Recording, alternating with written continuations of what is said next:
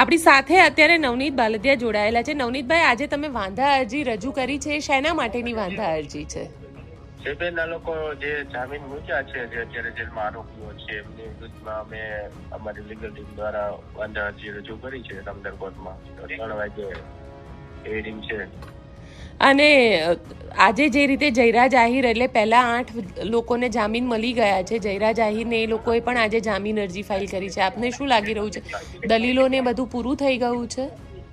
ના, હજુ બેન બાકી છે. 3 વાગ્યા પછીનું છે. જો એમને જામીન મળી જશે તો અમે હાઈકોર્ટમાં રીટ કરવાના છીએ. અને તમને લાગે છે, કારણ કે 8 લોકોને મળી ગઈ, એ 8 લોકો હતા જેણે તમને મારવામાં ભૂમિકા અદા કરી હતી. હા, એ તો બેન કોર્ટનો વિષય છે. નામદાર કોર્ટ શું ચુકાદો આપે છે કેમ ખબર પડે. હવે પછીનું તમારું સ્ટેપ શું રહેશે? તો હવે પછી જો અહીંયા જામીન મળી જશે તો અમે હાઈકોર્ટમાં રીટ કરશું. બિલકુલ નવનીતભાઈ, અમારી સાથે જોડાવા માટે આપનો ખૂબ ખૂબ આભાર. Thank you.